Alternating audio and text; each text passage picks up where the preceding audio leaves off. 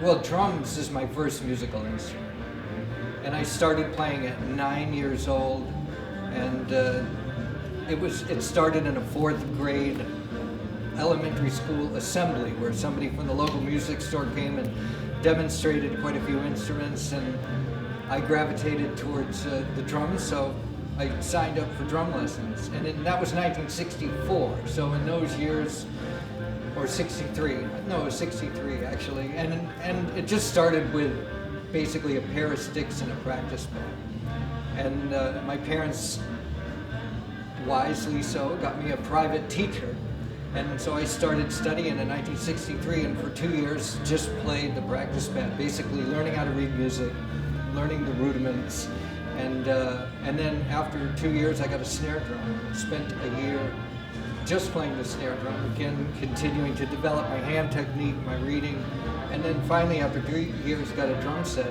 And since my teacher was from the swing era, he was an older jazz drummer, he started me on swing coordination. And so my orientation to music really was swing, even before bebop, because of my teacher's orientation towards swing and big band drumming.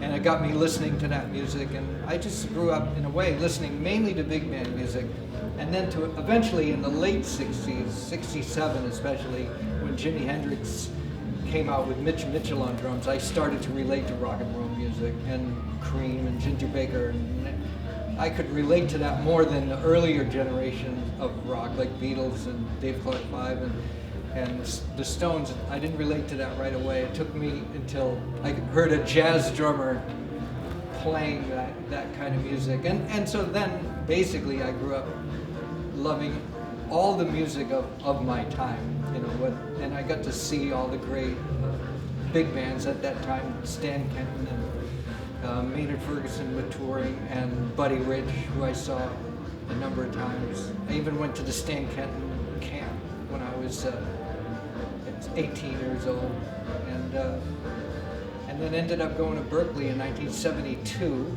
76, which was a really great time to be there, and witnessed firsthand the birth and development of fusion music, and really was involved in that in a pretty substantial way, and in fact made quite an impression on me because that was the music of the times and maybe my most impressionable years, you would say, in the late teens and into the early 20s.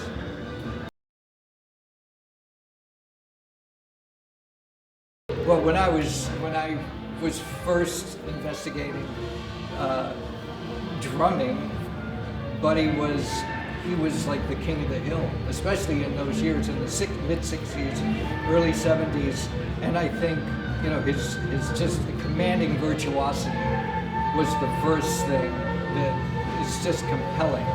And then beyond that, the energy that he played with, and the way that he played with the big band, the way he would drive the big band and conduct and set up the figures with the big band.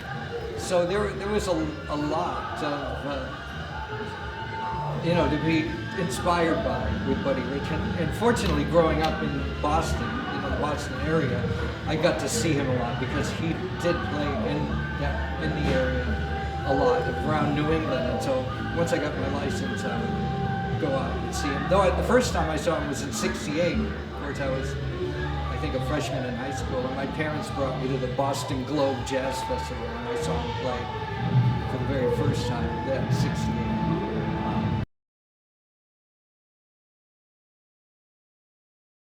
There were a lot of records that I listened to. Basie Picks the Winners was one that I remember that I loved a lot. There was also a Gene Krupa record that I had with plays Jerry Mulligan arrangements. Really, because my parents actually had a reel-to-reel tape player, and they would buy reel-to-reel tapes. So the Gene Krupa, and then Benny Goodman with Gene Krupa. That was another record they had that I listened to a lot. And then I would buy like Just various things you'd find in the grocery store, because back then a lot of times the grocery store would sell records. So I remember I had a Pete Fountain record with Nick Fatul on drums, and found a Dizzy Gillespie record, and I didn't know who was the drummer. It didn't really list it. So a lot of different kind of music, and I'd say the focus was big band. I loved big band at that time.